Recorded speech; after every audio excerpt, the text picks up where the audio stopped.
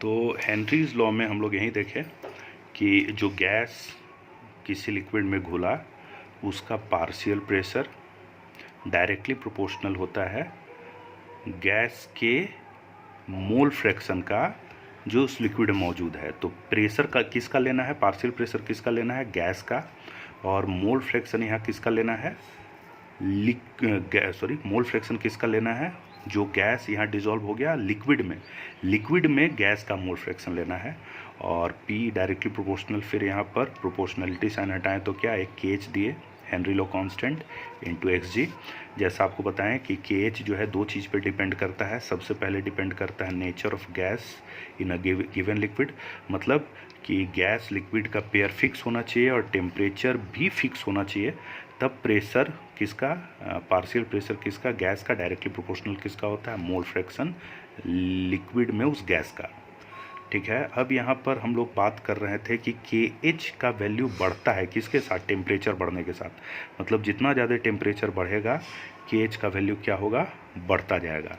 अब यहाँ पे इसको समझने की और कोशिश करते हैं कि भाई मेरे पास 3 कंटेनर है, तीनों में हम लोग सेम लिक्विड लिए हैं, तीनों कंटेनर में सेम लिक्विड लिए हैं और सेम प्रेशर पर गैस डिसॉल्व कर रहे हैं। सेम गैस लिक्विड का पेयर है, मतलब सेम गैस प्लस लिक्विड है, एक 3 बार सेम गैस को सेम लिक्विड में डिसॉल्व कर रहे हैं, सेम प्रेशर पर भी डिसॉल्व कर रहे हैं, बट इस बार टेम्परेचर हम लोग क्या रख रहे हैं, अलग अलग रख रहे हैं, T1 T2 T3। और यहाँ ऐसा मान के चलते हैं थोड़ा सा कि T1 सबसे बड़ा है, फिर T2 फिर T3, मतलब यहाँ पे टेम्परेचर लिस्ट है। हम लोग समझने की कोशिश करते हैं कि किस में गैस सबसे ज़्यादा घुलेगा। तो अपने पास जो हेनरी के नियम के हिसाब से जो रिलेशन है P is equal to KH into XG है, तो हर बार P क्या है हम लोग का सेम है। अभी जैसा आपको बताएं कि KH क्या होता है, बढ़ता है किसके साथ, टेम्परेचर के साथ। मतलब जितना ज़्यादा टेम्परेचर पे हम लोग घुलाएंगे उस केस में KH का वैल्यू ज़्यादा होगा। तो यानी यहाँ पे इस केस में चूँकि टेम्परेचर यहाँ हाईएस्ट है, तो इस केस में KH का वैल्यू क्या होगा, हाईएस्ट होगा। और KH का वैल्यू अगर हाईएस्ट है, KH का वैल्यू हाईएस्ट है, तो P चूँकि सेम है और KH जिसमें ज़्यादा होगा वहाँ पे XG का वैल्यू क्या, यानी मोल फ्रैक्शन ऑफ द गैस का वैल्यू क्या आएगा, कम आएगा। और mole fraction of the gas का वैल्यू कम आने का सीधा मतलब है कि यहाँ गैस सबसे कम घुलेगा, यानी कि जितना अधिक टेम्परेचर होगा गैस की सोल्युबिलिटी उतना कम होते जाएगी।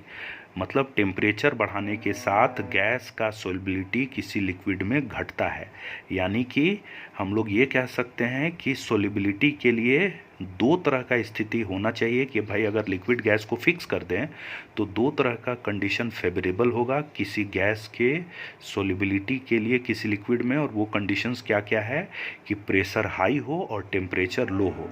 क्योंकि टेम्परेचर अगर लो होगा तो KH का वैल्यू क्या होगा हम लोग का, छोटा आएगा। KH का वैल्यू छोटा आएगा और प्रेशर हाई होगा तो ये वाला टर्म ज़्यादा आएगा। अल्टीमेटली गैस का मोल फ्रैक्शन क्या होगा, हाई होगा, यानी वो गैस ज़्यादा सोल्युबल होगा किसी लिक्विड में। तो ये दिमाग में रखिएगा कि अगर गैस लिक्विड का पेयर फिक्स है तो हाई सोल्युबिलिटी के लिए टेम्परेचर लो और प्रेशर हाई। अब एक आध क्वेश्चन इसके ऊपर हम लोग देखेंगे। ये क्वेश्चन NCERT के इंटेक्स्ट क्वेश्चन का है। ये इंटेक्स्ट क्वेश्चन है 2.6 पेज नंबर 43 का।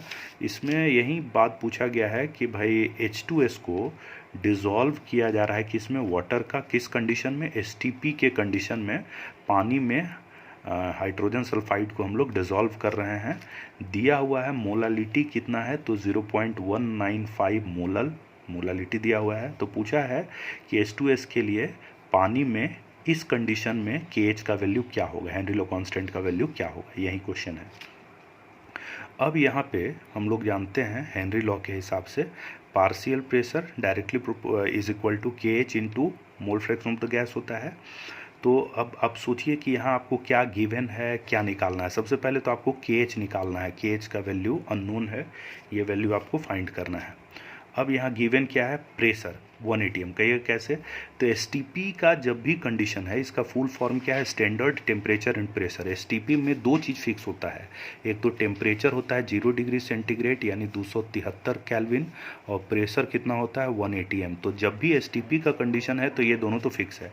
इसका सीधा मतलब है कि प्रेशर आपको क्वेश्चन में दिया हुआ है 1 एटीएम, मतलब पी का वैल्यू पता है। आपके लिए केएच निकालना है, तो मोल फ्रैक्शन ऑफ द गैस किसी तरह निकल जाए तो मेरा केएच का वैल्यू भी निकल जाएगा। अब यहाँ पे क्वेश्चन में मोलालिटी दिया हुआ है 0.195। हम लोग मोलालिटी पिछले सेक्शन में समझ चुके हैं।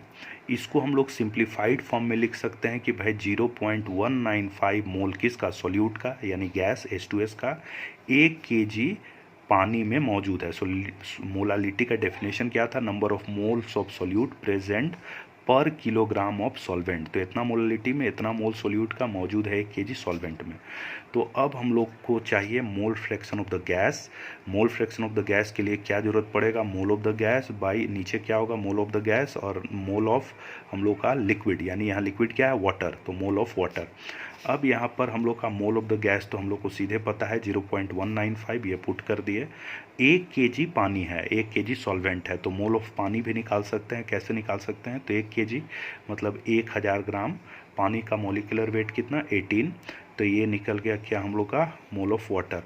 तो ये 0.195 mole of solute, mole of gas, ये भी जीरो वही चीज़ हुआ, मोल ऑफ गैस, और ये हो गया पानी। अब ये वैल्यू बहुत ज़्यादा होगा 0.195, यानी मोटा मोटी 0.2 है। 18 से इसको अगर ये 20 भी होता तो ये 50 आता, तो ये बहुत बड़ा वैल्यू है इसके रिस्पेक्ट में। तो इसको हम लोग नेगलेक्ट कर दिए ताकि कैलकुलेशन थोड़ा आसान हो। तो ये आ गया नीचे, ये नेग्लिजिबल हो गया इसके रिस्पेक्ट में, ये बहुत बड़ा है तो नीचे में सिर्फ ये लिए, इसको ऊपर सरिया दिए, तो ये आ गया mole fraction of the gas. और mole fraction of the gas अगर हम लोग का आ गया तो अब इस रिजल्ट में पुट करेंगे। प्रेशर कितना? 1 एटीएम, केएच, और मोल फ्रैक्शन की जगह ये वैल्यू डाल दिए xg, mole fraction of the gas की जगह ये वैल्यू डाल दिए, बस इसको सरिया दिए, तो इतना एटीएम। ये आ गया किसका? केएच का वैल्यू। केएच का जो यूनिट होगा वो एटीएम होगा, या फिर जो भी प्रेशर का यूनिट है वही होगा, because mole fraction of the gas, यानी मोल फ्रैक्शन का कोई यूनिट नहीं होता है, मोल बाय मोल का कोई यूनिट नहीं है, तो इसका कोई यूनिट नहीं है। इसलिए याद रखना है केएच का यूनिट क्या होगा? तो जो प्रेशर का यूनिट है, अगर एटीएम में प्रेशर ले रहे हैं तो केएच का वैल्यू एटीएम में आएगा, पास्कल में ले रहे हैं तो इसका वैल्यू पास्कल में आएगा। ये तो क्वेश्चन डिसाइड करेगा। एक और क्वेश्चन है कि भाई मोल फ्रैक्शन, आई थिंक आज इतना ही काफ़ी है।